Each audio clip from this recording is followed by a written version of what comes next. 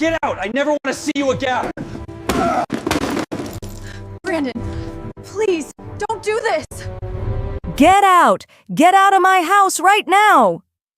Brandon's voice echoed through the marble hallway as he grabbed my suitcase and hurled it down the front steps. I stood there in the doorway, trembling, watching my clothes scatter across the driveway in the pouring rain. His mother stood behind him with her arms crossed, smiling. His sister was recording it on her phone, laughing. 3 days. It had been just 3 days since he'd signed that $33 million deal. The deal I'd helped him get. The deal that was supposed to save us. But here I was, being thrown out like garbage while his new girlfriend watched from the living room window. What Brandon didn't know, what none of them knew, was that in 72 hours, he'd be staring at a signature on that contract and his entire world would collapse. This is a story about betrayal, family cruelty, and the sweetest revenge you'll ever hear. Trust me, you need to watch every second of this because the twist at the end? Chef's kiss. Smash that like button right now, and let's dive in. My name is Maya, and if you'd asked me 12 years ago if I'd ever let someone treat me the way Brandon and his family did, I would have laughed in your face. I was a marketing executive at a top firm in the city. I had my own apartment, my own car, my own life. I was the girl who had it all figured out. Then I met Brandon at a coffee shop, and he had this smile that made me feel like I was the only person in the world. He told me about his dreams, his startup ideas, how he was going to change the tech industry. I fell hard. We all make mistakes when we're in love, right? 6 months later, we got married. That's when I met his family. His mother, Diane, was a tall woman with sharp eyes and an even sharper tongue. From the moment I walked into their house for the first family dinner, she looked at me like I was something stuck to the bottom of her shoe. Brandon's sister, Christine, was worse. She was 25, still living at home, and treated her brother like he was some kind of god. They both made it very clear that I wasn't good enough for their precious Brandon. But I loved him. So I smiled through the passive-aggressive comments. I nodded when Diane told me that my cooking wasn't as good as hers. I laughed when Christine made jokes about my clothes being budget-friendly. Brandon would squeeze my hand under the table and whisper, "Don't worry about them. They'll warm up to you." They never did. The first startup failed within 8 months. Brandon came home devastated and I held him while he cried. "It's okay," I told him. "We'll figure it out together." And we did. I picked up extra freelance work. I dipped into my savings. When that ran out, I got a second job waitressing on weekends. My parents lent us money, $20,000 from their retirement fund.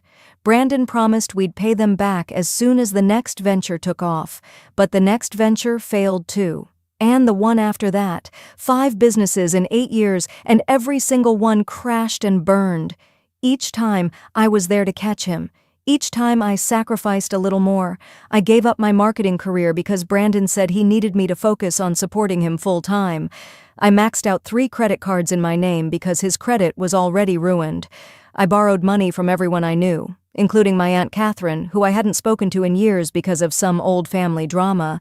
And through it all, Brandon's family treated me like their personal servant.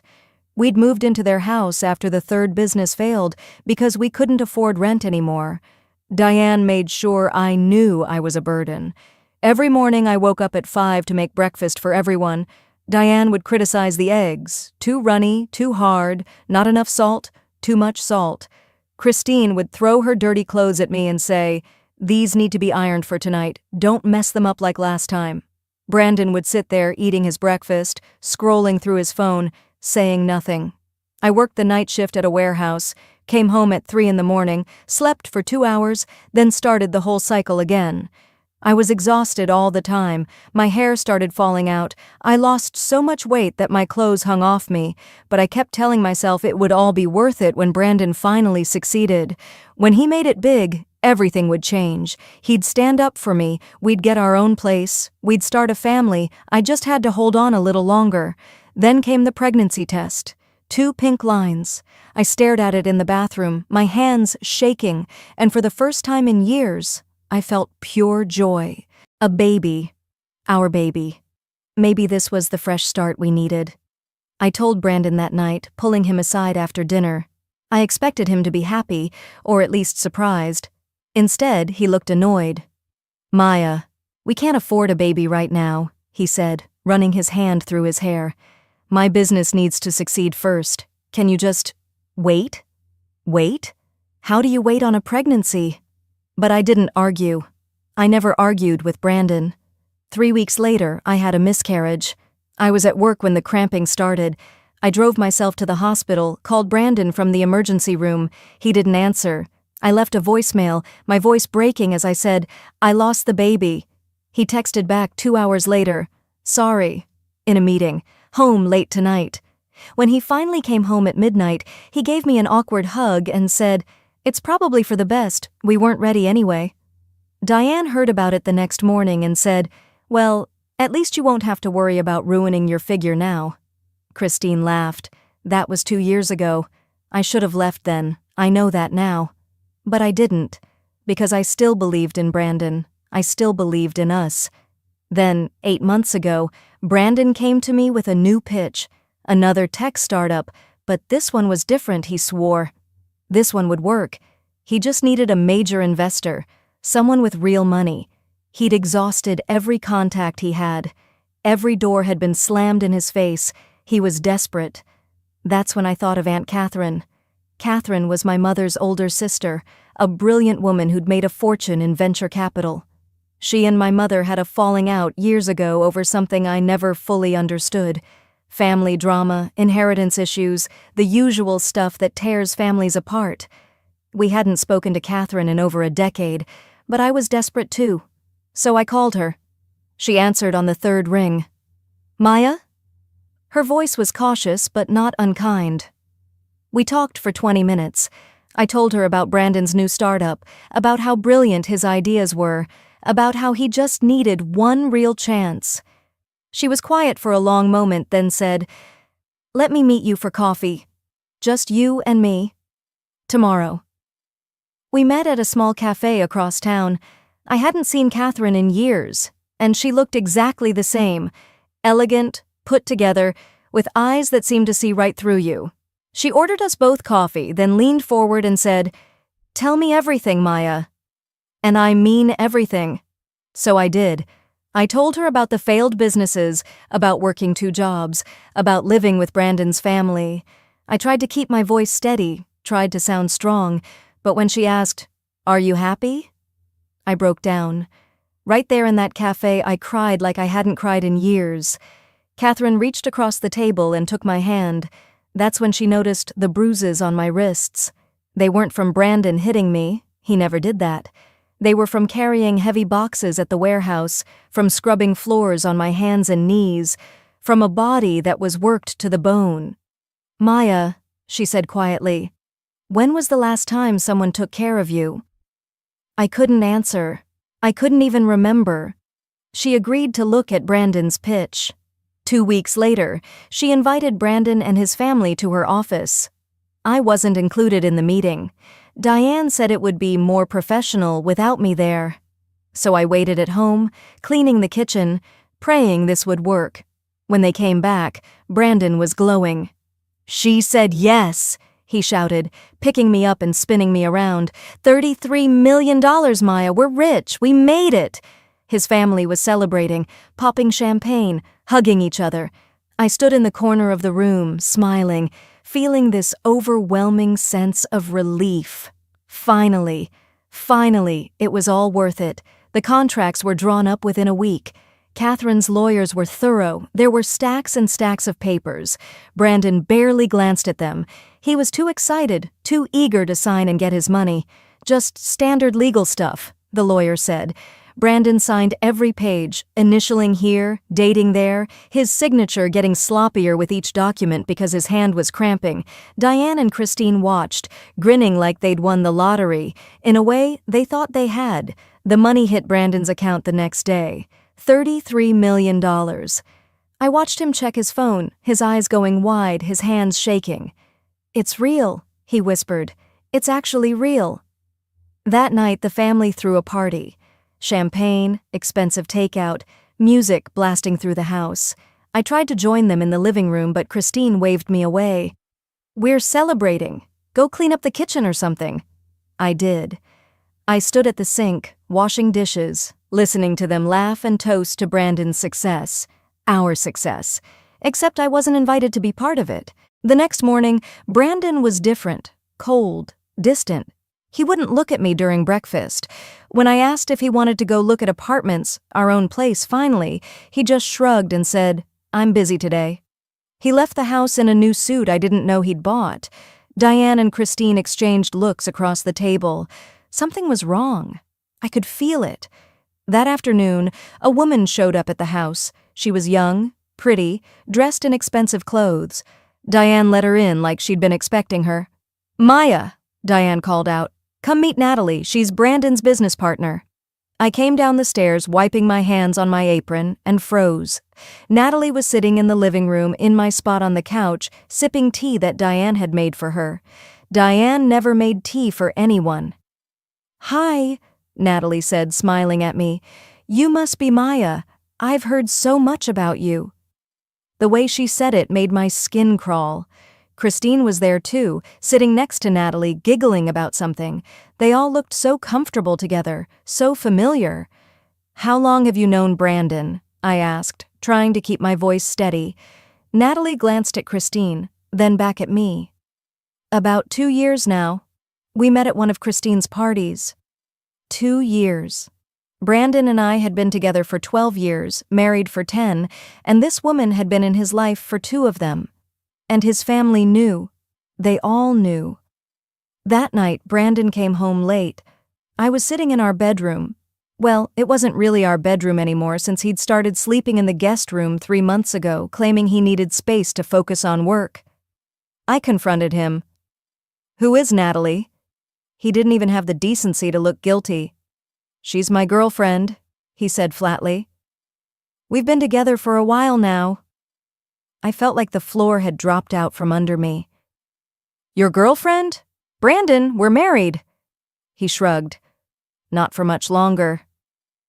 The next day, he called me into the living room. The whole family was there, sitting on the couches like some kind of tribunal. Diane, Christine, Natalie, and Brandon. There were papers on the coffee table. Divorce papers. "I'm upgrading my life, Maya," Brandon said, his voice matter-of-fact, like he was discussing the weather. "You don't fit anymore. You never really did." Diane nodded approvingly. "You were always just a placeholder, dear. Surely you knew that."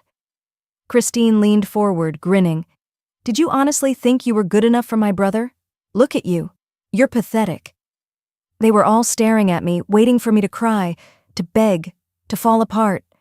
I couldn't breathe. 12 years. 12 years of sacrifice, of love, of giving everything I had. And this was how it ended. "You have 24 hours, Brandon continued. "Pack your things. Take only what you brought into this marriage. Everything else stays here." I tried to speak, tried to find words, but my throat was closed. "But I paid for everything," I finally whispered. Brandon laughed. Actually laughed. "Prove it. Everything's in my name. The house, the cars, the accounts. You have nothing, Maya. You are nothing." That's when Natalie stood up, walked over to Brandon, and kissed him. Right in front of me. Diane and Christine applauded. I stumbled out of the room, my vision blurring with tears. I went upstairs and started packing. 1 suitcase. That's all I could take. 12 years of my life fit into 1 suitcase. I found photos hidden in Brandon's drawer, pictures of him and Natalie at family gatherings, holiday parties, events I was never invited to. They'd been parading their relationship in front of everyone while I worked myself to death to support him. At midnight, Brandon came upstairs. "Time's up," he said. He grabbed my suitcase and dragged it down the stairs. I followed, numb, broken. He opened the front door. It was pouring rain. "Brandon, please," I started to say, but he cut me off. "Get out! Get out of my house right now!" He threw my suitcase down the steps. My clothes exploded across the wet driveway. Diane and Christine appeared behind him, watching, smiling. Christine had her phone out, recording. "This is going to get so many views," she said, laughing. I stood in the rain, staring at the house I'd lived in for years, at the family I'd tried so hard to please, at the man I'd loved with everything I had. Then Brandon slammed the door, the lock clicked. I gathered what clothes I could carry, left the rest, and called my friend Jessica. She picked me up an hour later, found me sitting on the curb, soaked, shivering, destroyed. The next 3 weeks were the darkest of my life. I stayed in Jessica's spare room, barely eating, barely sleeping. Debt collectors started calling. All those credit cards I'd maxed out were in my name. Brandon wasn't answering any of my calls. My parents were heartbroken. My father cried when I told him I'd lost everything. "Our retirement money," he said quietly. "It's all gone, isn't it?" I couldn't answer him. I thought about ending it all. I really did. I stood on Jessica's balcony one night, looking down at the street below, thinking how easy it would be to just step off, to make all the pain stop. But I didn't. Something kept me standing there. Maybe it was stubbornness, maybe it was anger, maybe it was just the tiniest flicker of hope that somehow, some way, things would get better. Then my phone rang. Unknown number. I almost didn't answer. "Hello?" My voice was hoarse from crying. "Is this Maya?" A woman's voice, professional, kind. "My name is Jennifer Park. I'm an attorney with Westfield Capital Group. We need you to come to our office regarding Brandon's investment contract." My heart sank. Of course. They were probably suing me too, claiming I was somehow responsible for Brandon's debts. "Am I in trouble?" I asked. There was a pause. "No, Maya, just... Please come in. Tomorrow. 10 in the morning. It's important." I went. I didn't have anything left to lose. The office was in a skyscraper downtown, all glass and steel and expensive furniture. Jennifer met me in the lobby, led me to a conference room, and that's when I saw her, Aunt Catherine. She was sitting at the head of the table, looking exactly as composed as she had at our coffee meeting. "Maya," she said, standing up to hug me. I started crying immediately. "I'm so sorry," I sobbed into her shoulder. "He wasted your money, and it's all my fault, and I don't know how I'll ever repay you." "Sit down, sweetheart," Catherine said gently, guiding me to a chair. Jennifer pulled out a thick folder and opened it. "Maya, we need to explain something to you about the investment contract your husband signed." She slid a paper across the table. It was the signature page from Brandon's deal. I saw his signature, messy and excited, and above it, the investor's name, Catherine Morrison Chen. "I don't understand," I said, looking between them. Catherine leaned forward. "Maya, I signed Brandon's deal. I gave him $33 million, but I added some special terms to the contract, terms that Brandon was too greedy and too stupid to read." Jennifer flipped through the pages, pointing out highlighted sections. According to the contract, 40% of Brandon's company automatically belongs to the founding spouse contributor. That's you, Maya. We documented every financial contribution you made, every contact you provided, every hour you worked to support his business. I stared at the words, not comprehending. "But that's not all," Catherine continued. "There's a clause here that states if Brandon divorces you within 10 years of signing this contract, your ownership share increases to 70%. Jennifer pulled out another document. "And this clause here states that if Brandon is proven to have committed adultery, your share increases to 85%. She slid photographs across the table, pictures of Brandon and Natalie, dated, time-stamped, documented. Catherine had known. She'd known everything. "You own him, Maya," Catherine said quietly. "Brandon just signed away his entire life to you, and he has no idea." I couldn't breathe. I couldn't think. "But why? Why would you do this?" Catherine's eyes softened. "Because when you came to me that day in the coffee shop, I saw my younger self. I was married once, a long time ago, to a man who used me the same way Brandon used you. But I didn't have anyone to protect me. I lost everything. I swore that if I ever had the chance to save another woman from that fate, I would. So I investigated Brandon. I found the girlfriend, the family conspiracy, all of it, and I built you a safety net." She pulled out more documents. The house, the one Brandon had thrown me out of, was actually in my name.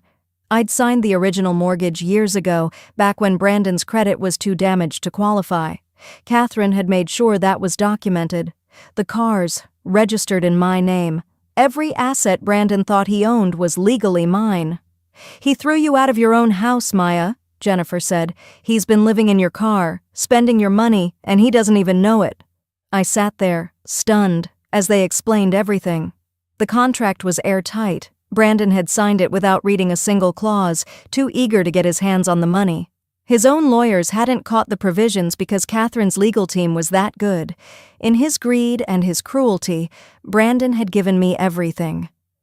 "What do I do now?" I asked, my voice barely a whisper. Catherine smiled. Now we go pay Brandon a visit." 2 days later, I walked into Brandon's new office. He'd rented an entire floor in a luxury building downtown, all modern furniture and floor-to-ceiling windows. His assistant tried to stop me, but I pushed past her. Brandon was in a meeting with Natalie, Diane, and Christine. They were all dressed in expensive clothes, drinking expensive coffee, laughing about something. When they saw me, the laughter died. "What are you doing here?" Brandon demanded, standing up. Diane's face twisted with disgust. "Security! Someone call security!" But then Catherine walked in behind me, followed by Jennifer and 2 other attorneys. Brandon's face went pale. "Wait, you're—" He recognized her. The investor. The woman who'd given him $33 million. "What is this?" he asked, his voice cracking. Jennifer opened her briefcase and pulled out the contract. "Mr. Brandon, did you read the investment agreement you signed?" Brandon's eyes darted around the room. "Of course I read it. It's standard. Then you know that you just gave 85% of your company to your wife." Silence. Complete, absolute silence. Christine spoke first. "What? That's impossible." Jennifer calmly read the clauses aloud, every single one, the founding spouse provision, the divorce clause, the adultery clause. With each sentence, Brandon's face got whiter. Diane grabbed the contract, her hands shaking, reading it herself.